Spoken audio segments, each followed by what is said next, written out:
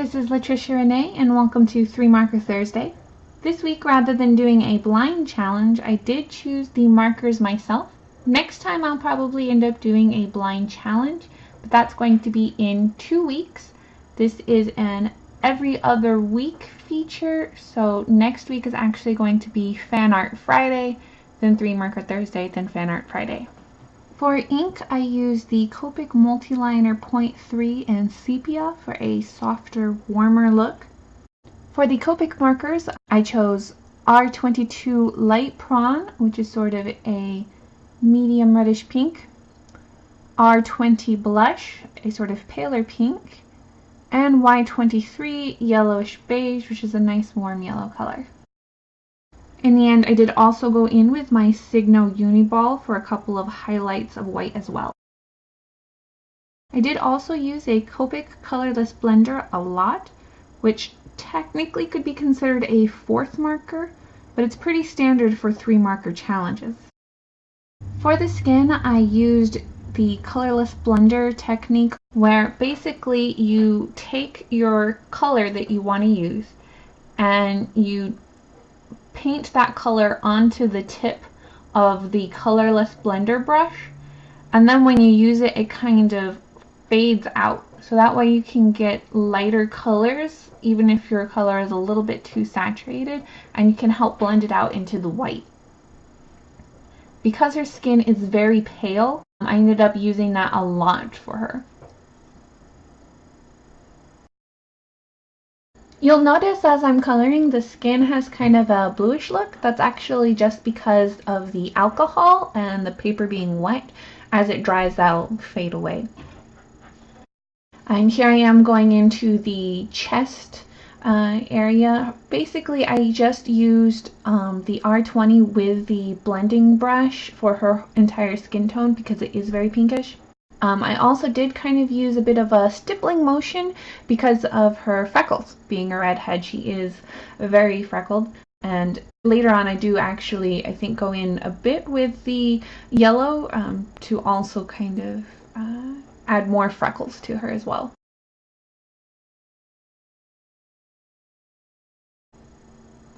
So the image I'm coloring today is actually a drawing of my mother as a muse. I chose the colors for a few different reasons.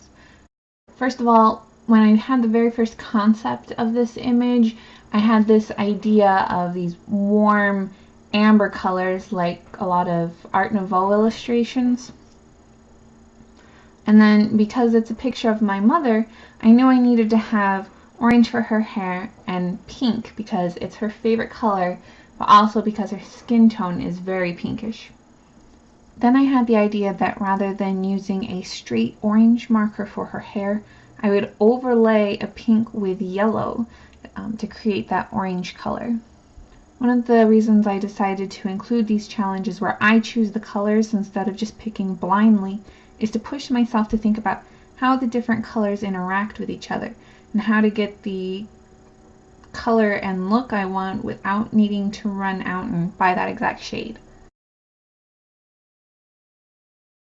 The title of this piece actually comes from a bit of an inside joke with my family. Growing up, my sister and I both have always loved to draw and make things, and 9 times out of 10, when our mom would look at the picture, she'd have the same shocked reaction and say, "Oh my god, it's so beautiful." Up until recently, I'd always been dismissive of her reactions and would avoid showing her things, preferring to show them to my dad, who would actually give critique, because I felt like it was just blind praise. Recently, though, I've realized that I do tend to focus too much on the negative. It's good to acknowledge our flaws so we can grow and get better, but I often took it to the extreme, doing more harm than good. As I've been teaching myself to be kinder and gentler with myself, all this praise that my mom had always given me suddenly took on a new light. When once I would cringe away from it, convinced it was fake, undeserved, I now feel like I should try harder to accept it.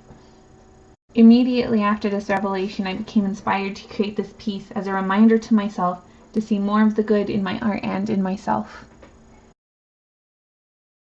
Actually, it's kind of funny that when I showed this piece to my mother, I think she actually purposely tried to avoid doing that same sort of reaction, so that was kind of interesting.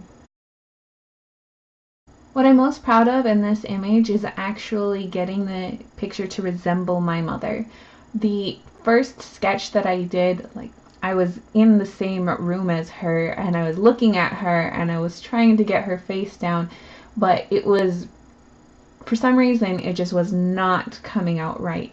If I showed you guys, I don't even want to show you guys the original sketch because it's really embarrassing. But what I did is I scanned the image into Photoshop, and then I found some pictures, some very rare pictures of her on her Facebook that I could use to kind of realign things, kind of change things that way so I could get it to look more like her.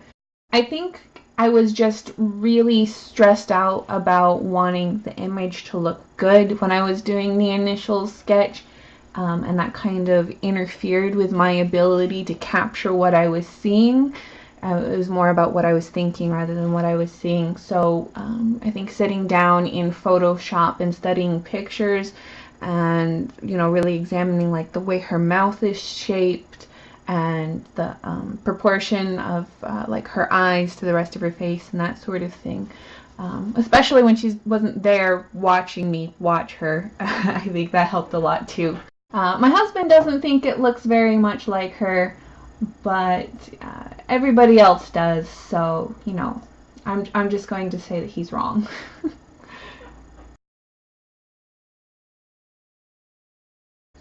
I am still very nervous and apprehensive about this whole YouTube art thing.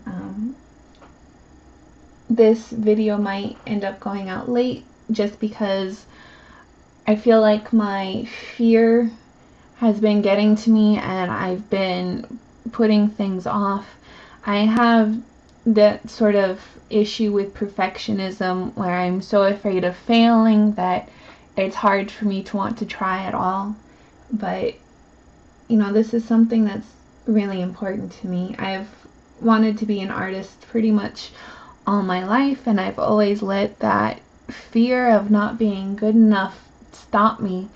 And, you know, I've been taking breaks, as I would call them, from art, and I would just give up on it completely for months at a time. And, you know, I would always fall back and I'd have to work hard to get back up to the skill where I was at before I quit. So it's been a rough journey, but I'm at that point where I feel like the only way to really accomplish what I want is to just push myself and put myself out there and, you know, kind of deal with that fear.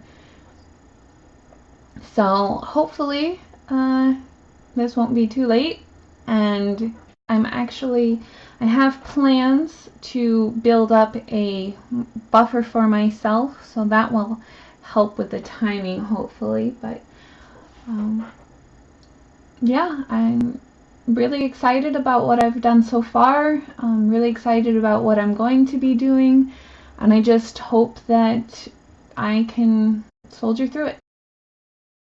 I swear I didn't mean for this video to be quite so serious, but I mean, it is a really special drawing, I guess, and it does, you know, bring up a lot of feelings for me, so I guess it can't really be helped.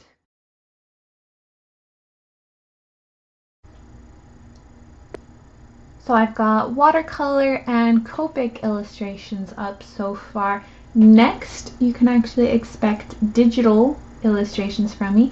I did recently get a iPad Pro, and I've been messing around in the Procreate app. I'm still acclimating to it. It is very different from just drawing on paper, obviously, but things seem to be going well, and I'm really excited to try busting out a full illustration on it. So you can look forward to that on Monday.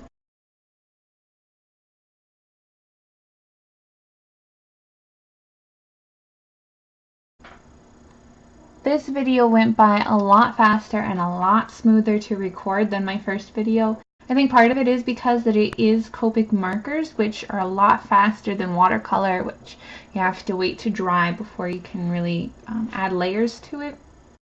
So far I found Copic markers to be very intuitive, and I have a lot of fun working with them, so I'm probably going to be using them a lot, which is one of the reasons why I actually wanted to do this 3 marker Thursday feature. I am a little bit worried that because the Copic markers are so expensive, I don't want to use them up and have to go buy the refills, but c'est la vie.